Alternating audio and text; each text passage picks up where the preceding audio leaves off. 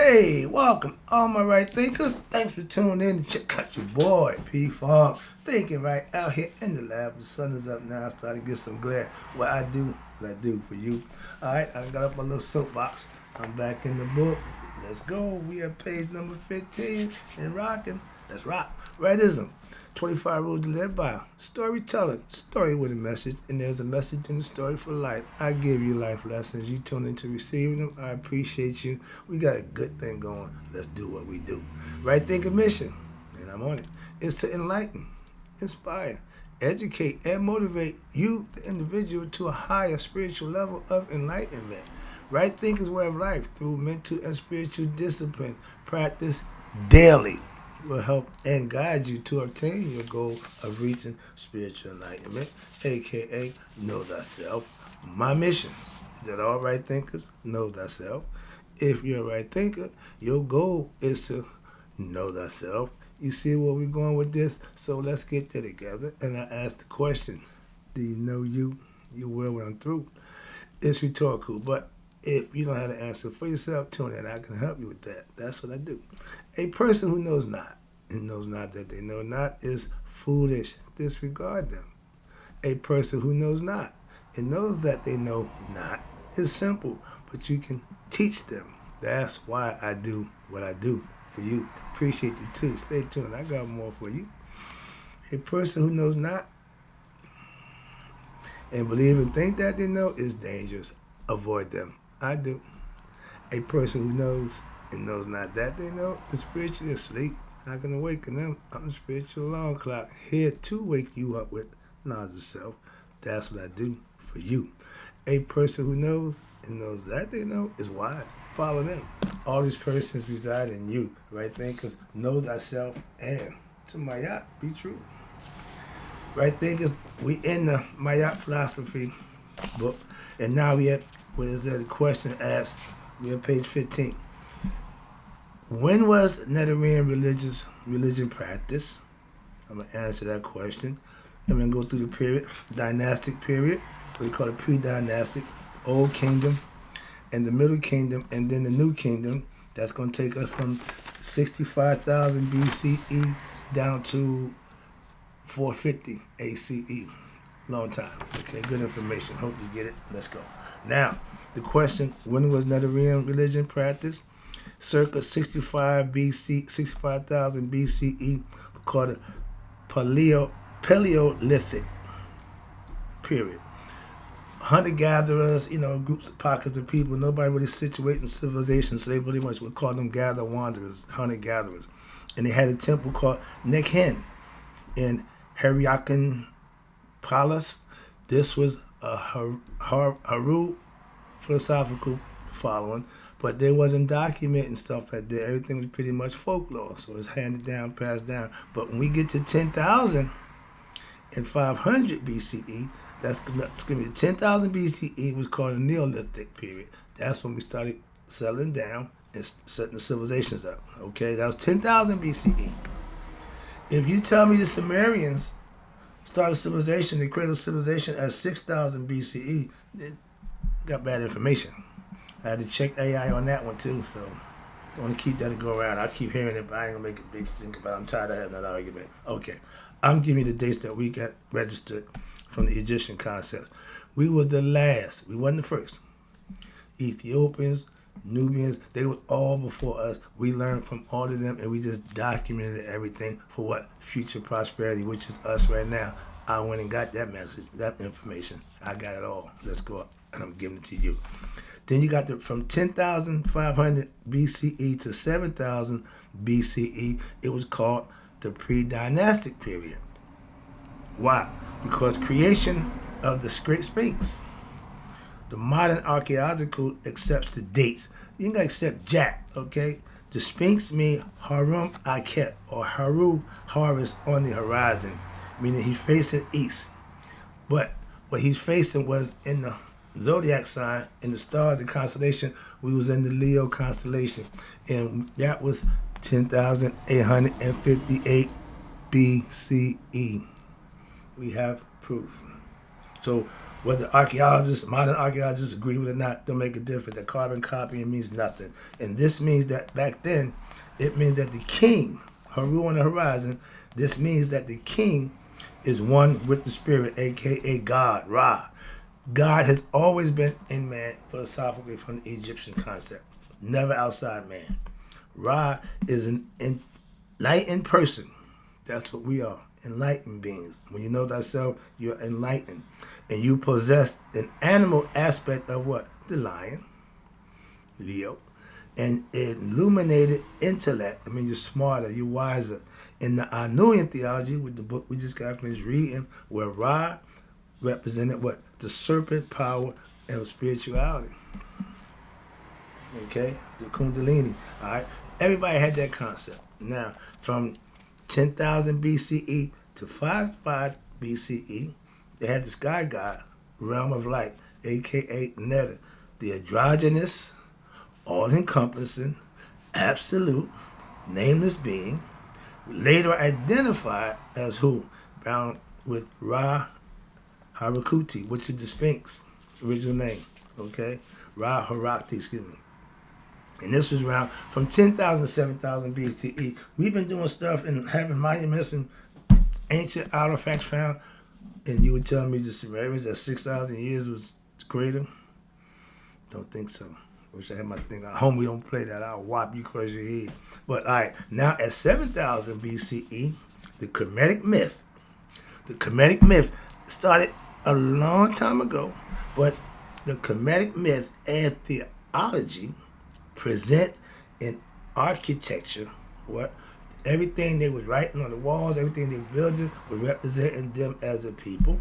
That was 7,000 years ago. Y'all don't even have records for that. Modern man don't start counting Egyptian philosophy or concept about them until what? 3100 BCE, 32 when they claim. I'll get to that. We working our way down. Now we in the era where the white man ain't even in the picture. There is no white people around at this time.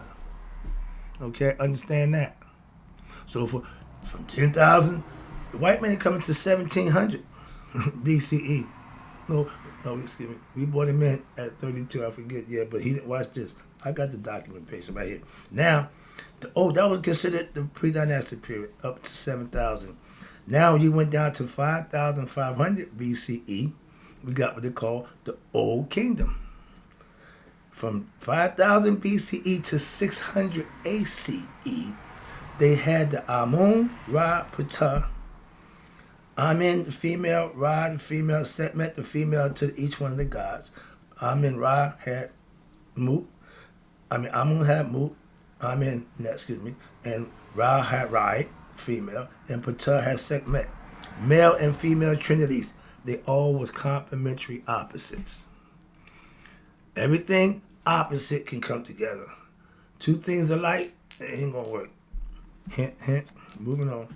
Now, at 5,500 BCE, we had the Memphite theology, where Ptah was the god, the self-created one, uttered himself into existence.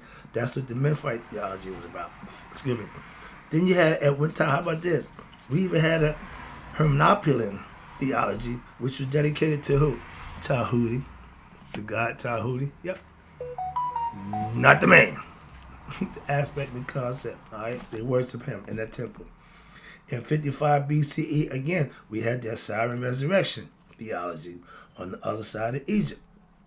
Further down the Nile. Just give you all the places up and down the Nile where everybody celebrate different gods. Okay. Now, we got the same 55 BCE, one of my favorite classics, the goddess principle, the female aspects of theology, where we had Aset, had Haru, Net, Mut, Setmet, Buto, and I gave you my girl Mehert thrown in the Mighty Four one. I just did the lesson on that one earlier. And all they represent, and these are all the female goddesses in their own rights. In 55 BCE, Dynasty 1 starts. And it begins the dynastic period. Why? Because it's the first considered unification of Upper and Lower Egypt. They were separate one time, okay? And they had their own belief system going up and lower. In 5000 BCE, now you got the 5th dynasty period, which is the pyramid text. and the Egyptian Coming Forth by Day book, or the 42 precepts of Mayat, and the codification of the pre-dynastic theologies, which was what? The pre-dynastic period went from 10,000 BCE to 55 BCE in the Coming Forth by Day, the Book of the Dead. Y'all call it, but Book of Coming Forth by Day. They call it the Book of the Dead because they got them out of the people's dead coffins. How about that? Grave robbers. 5,000 BCE were wisdom texts, the precepts of Ptahhotep. That was more information. Then you got 41 BCE, start the pharaonic royal calendar. They started counting based on the solstice system, or the star Sirius constellation that was in the sky. Okay. The pyramids, the 3 pyramids, represents the belt of Orion. They were creating heaven on earth, literally. Okay. Tidbit. Now let's get over here to what they call the Middle Kingdom. We down to 2040 BCE, goes down to 1786 BCE. This is a coffin text. Remember, we counting backwards. We counting down. White man ain't gotten there yet, okay? But the white man creeped in right after 42, 41. That's when he came in a little bit behind that. He's about to expose himself in 1 minute. All right? Now, at 1800 BCE, the Theban theology with Amun was the big hit, okay? Now we end that up with the New Kingdom. Coming down. New Kingdom starts at 1570. The beginning of Coming Forth by Day, Book of the Dead, and down to 1353, the Atunism, which is the non-dualist pre-dynastic philosophy, was defined by the pharaoh, the heretic pharaoh who was sage. They called Akhenaten. He wanted to make God, the sun God. We already knew the power of the sun. We had already praised him, given him his props. He didn't create himself. Sun ain't self-created. Moving on. But now, all the way down to 712 BCE to 655 was the last of the Egyptian dynasties ran by the Nubian dynasty, who brought us back to prominence, put us back on the map, so to speak. And then from 657 BCE, winding down to 450 ACE. Period, about 800 years swing, going back and forth. What happened? Now, during this period, that was the last of the ancient Egyptian culture. And know who destroyed it? Christians and Muslims. And you wonder why I don't do religion? And what happened? The ancient Egyptian culture which saw several invasions over the years, but by who? Who invaded Egypt? We saw invasion from several foreigners. From Asia, the Assyrians, the Persians, the Europeans, the Greeks, the Romans, and finally the closing of the temples, murdering of the priests and priestesses. They forced conversion to the foreign religions and destruction of Neterian holy sites by the Christians and the Muslims. I got a problem with y'all. And the teachings went dormant until I just get a lesson. I'm bringing it back. That's what we need. Knowledge of self to combat this evil, wicked nonsense that we're dealing with right now. So that's my little education for that aspect. And if you hear me have an issue with religion, you just found out why I got a problem. Why? Y'all took away what was working for something else. That other guy. Christianity, Islamic Judaism, not ours. I'm just saying. So whatever you follow, I don't care. Okay, y'all go by the same by me. Wrong. Now let's talk something good. Let's get past that. That was the time I didn't like that. But let's talk about now. Break down Shitat Netta. You've explained this a few times. I try to break it down every chance I get. But it's a concept, a philosophy that was used by ancients that worked like a charm. And I can tell you, it still works today. Let's go. So what is Shitat Netta? You keep talking about Shitat Netta, Shematai, we, and all that. Yeah. Shitat Netta is a spiritual culture. And the purpose of life, a.k.a. according to Shitat Netta, Men and women are to become God-like. How can I become like God?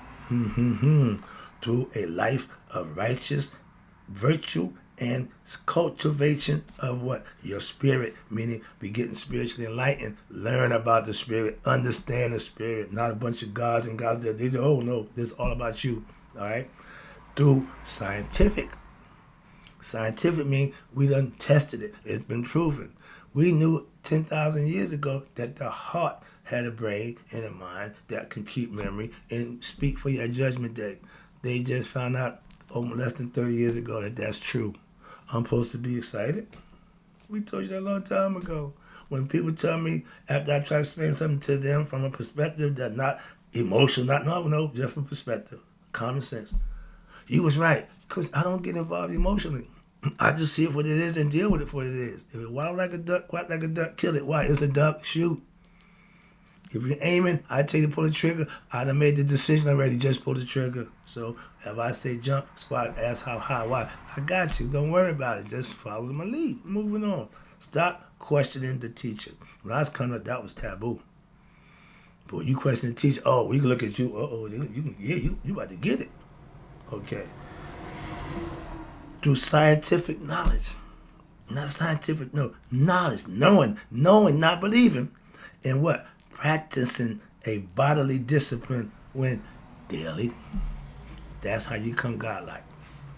The Jews got the same format. I love their philosophy. Why? Because they do the same thing. They practice a philosophy, concepts and views that's going to help them get there. Not a bunch of superstitious stories about a bunch of nonsense. That's all I'm saying. Now let's get down to the good. That was the ancient Egyptian proverb. Men and women are to become godlike through a life of righteous virtues and cultivation of the spirit through scientific knowledge, means studying, and practicing and bodily discipline daily. That was practiced by the ancient Egyptians thousands of years ago. It worked then, and like the blood of Jesus, according to my Christian family, it still works today. Knowledge of self. Now,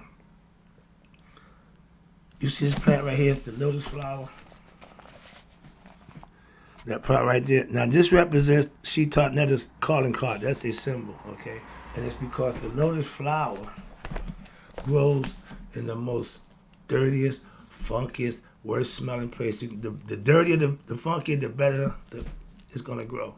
That means we come from not good stuff. And all of us who make it out, that's what the lotus flower is showing you. You can make it out, okay? Come from the hood, come from a bad environment, whatever it is, you can't make it out. Why? If you push and believe in yourself, power of belief is the best thing you got going. So when you put that belief in a lie, it makes it harder to make it true.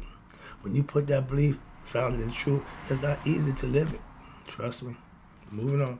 Now, in the highest form, the lotus is the primary symbol of the Sheetal Netter. That's one that you know. And you'll see it everywhere. But it only grows in a murky, stinky place, okay? Like the hood. I use that concept. It always takes me back to the project, humble beginnings where things wasn't as good, but you had to what? Survive. It makes you tougher. And my mother said, what don't kill you makes you tougher. Let's go. For the highest form of joy, peace and contentment are obtained when the meaning of life is discovered. Do you know your purpose of life? Do you know why you're here? A lot of us don't have a clue. But if you started learning about yourself early in life, you will find out who you are a lot sooner than you just doing a whole bunch of stuff and then well, maybe I need to find out who I am. I got a buddy, 40 years in the business, professional law firm, all that good stuff, passed the bar, don't have a clue who she is. Moving on. So it happens. Why? Because if you focus it somewhere else, then you're going to miss what's over here. Moving on. In their life, a lot of people do that. But you can only find you. You find what? Peace and contentment only come from with self-discovery. That's what they try to get you across and get the point across to you. I'm trying to break it down for you. And when a human being is in harmony, then it is possible what? To reflect and what? Daily meditate. I don't hear too many religions pushing meditation.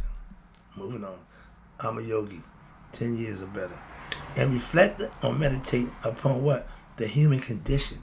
your situation, the condition that your ass is in that position, that particular time, right there, right now. What position you in now? Okay? Now, you meditate upon the human condition and you realize the limitations of what your worldly pursuits. How important is that new car?